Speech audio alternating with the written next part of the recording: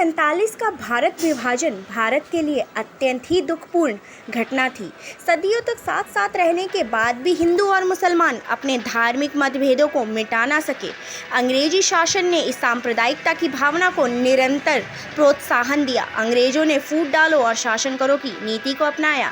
अंग्रेजों ने मुसलमानों की सहानुभूति प्राप्त करने के लिए हिंदू और मुसलमानों में अंतर करना प्रारंभ कर दिया, जैसे कि मुसलमानों को सुरक्षा प्रदान करना, हिंदुओं की राष्ट्रीयता की भावना के विरुद्ध उन्हें प्रयोग में लाने का प्रयत्न करना। 1947 के भारत विभाजन के कुछ मुख्य कारण ये भी रहे, जैसे कि मुस्लिम लीग की स्थापना एवं मुस्लिम सांप्रदायिकता।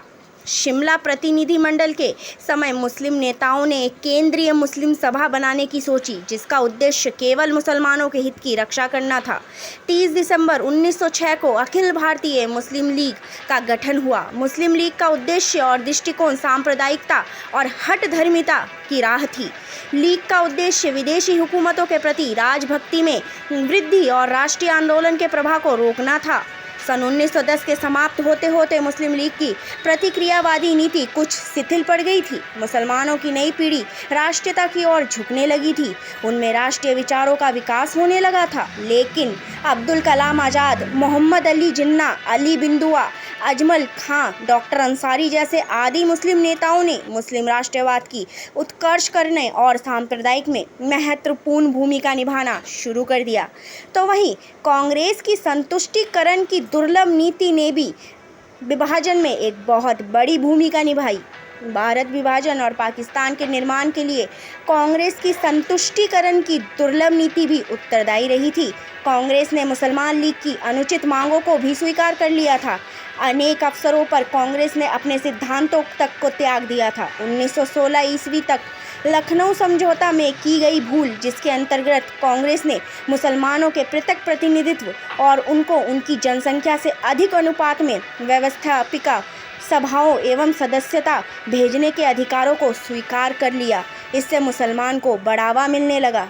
तो वहीं सांप्रदायिक हिंसा को बढ़ाया गया। खिलाफत आंदोलन और असहयोग आंदोलन के समाप्त हो जाने के बाद सांप्रदायिकता विद्वेष की आग बढ़ने लगी। सन 1921 में मालाबार में हुए मोपला विरोध ने हिंदू मुस्लिम सांप्रदायिकता को चिंगारी प्रदान की। सन 1922 से लेकर 1927 ईस्वी तक हिंदू मुस्लिम उपद्रवों ने इतना भयावह रूप धारण कर लिया कि दोनों संप्रदाय की एकता का अंत होने लगा।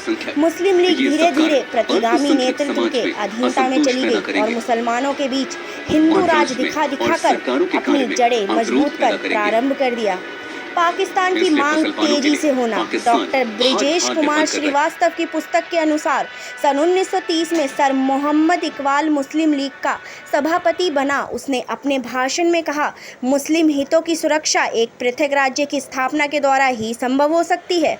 इकबाल ने उन सभी मुसलमान बुद्धिजीवियों को गंभीरता से प्रभावित किया जिन्होंने पाकिस्तान बनाए जाने की मांग की। यद्यपि इकबाल ने लंदन में कैम्ब्रिज विश्वविद्यालय के एक विद्यार्थी चौधरी रहम अली और उनके 3 साथियों ने जनवरी 1933 ईस्वी में प्रकाशित किए गए छोटे पैम्पलेट अब या फिर कभी नहीं में किया और दक्षिण में हैदराबाद, उत्तर पूर्व में बंगाल और 3 मुसलमानी राज्यों को एक संघ राज्य में सम्मिलित करके उसका नाम पाकिस्तान रखने का विचार व्यक्त किया।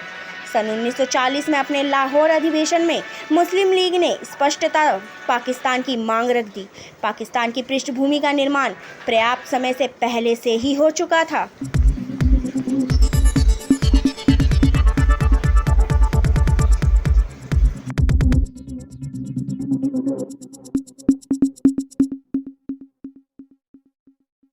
आप देख रहे हैं नित्य समय।